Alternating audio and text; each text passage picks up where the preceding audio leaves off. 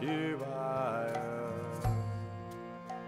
Om Namah Shivaya.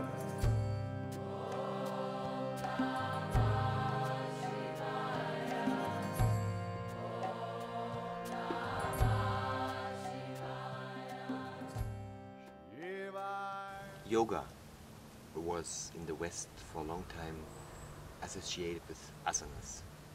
Then after a while people noticed there are these breathing techniques, there are these meditation techniques. Now it's that they discover chanting. Chanting is a part of yoga. What comes next? Yeah.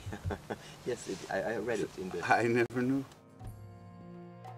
Om Namah Shivaya.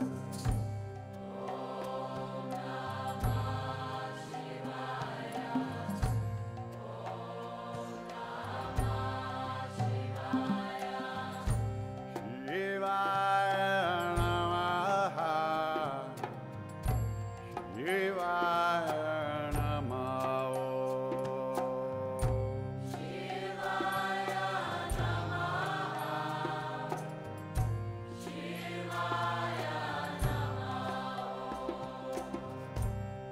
Shivaya Namaha,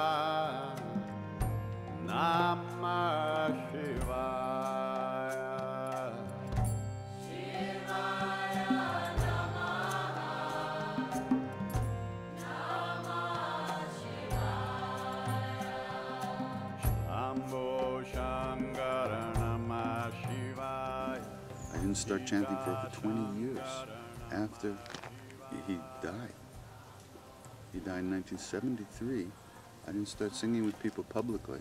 I mean, I'd always been chanting to some degree, but of course it wasn't doing much for me, as far as I can feel at the time. It was just all emotional, and I would cry, but I wasn't making a real effort. I was just indulging myself in sadness and using that.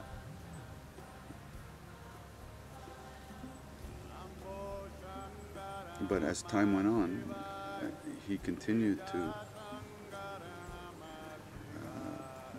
not give up on me, so to speak. And he continued to open me up, and at one point I realized that I needed to chant for the sake of my own heart, and I needed to do this. Otherwise, I would not reach these places inside and be able to clean out a lot of the darkness in my own heart unless I chanted with people in a public way. Don't ask me why. As I've said before, as far as I can tell, it's because I have so much pride, so much insecurity, I'm so needy of love and attention and affection that once I sit down in front of a group of people, I have to give it my best shot because I need everything that they're going to give me back. If I just sat down and did it the way I did at home, nobody would give a shit. So he arranged the universe like that for me so that I could help myself. And that's the way it looks like to me. It'd be great to sit up here and say, yes, it came to me in a vision that I should chant to save humanity, I could probably make some more money that way and have bigger crowds, But then I'd have to carry all that luggage. I can't even carry the luggage I have, I would be carrying more luggage. Trying to get rid of my luggage.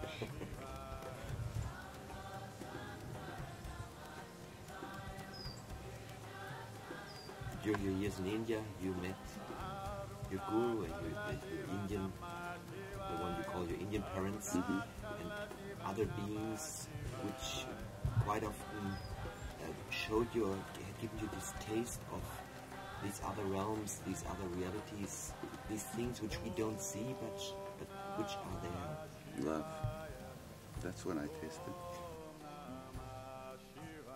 When my Indian mother was so sick and writhing with pain, I said, "Ma, are you okay?" She looked at me and she said, she smiled in the middle of this agony. She said, "Inside okay, machine broken." She didn't identify with it. She felt it, but she was in such love that it made it possible for her not, that the pain couldn't take her out of it. That's the thing. There's always going to be suffering. But we can find a way to live that it doesn't shut us down.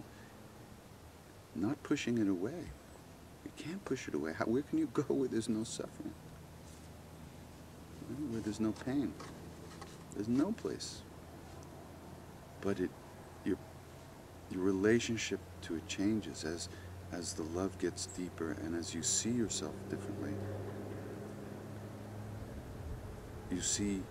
You live more deeply in your own heart. You experience life differently.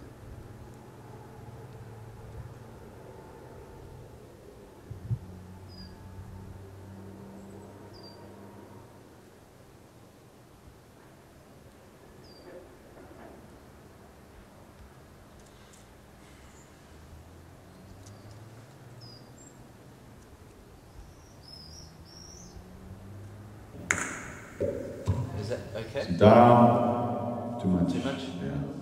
Sitaram. Too much? Sitaram. How's it? It's a little long. You want a shorter one? Yeah. And how's it? How about Sitaram. Ram.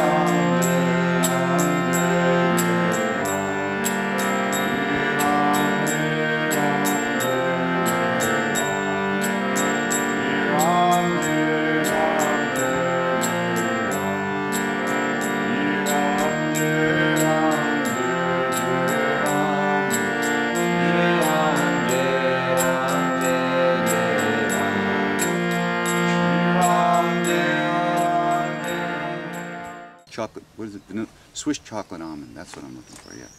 Swiss chocolate almond. And you let it melt. And you mix it up and then you drink it. Instead of with a spoon, you just drink the whole thing down. That's as close as I get to its flavor. Swiss chocolate almond, you know, it's vanilla. Yeah. But then the almonds are covered with chocolate. Okay. And then you let it melt. And you mix it all up. Okay. And then it gets just soft enough that you can either just kind of spoon it in or just drink the whole thing like that. It's very good. So we can say you're drinking your guru day by day. Yeah. And then what happens is every breath starts to taste like that. And that's when we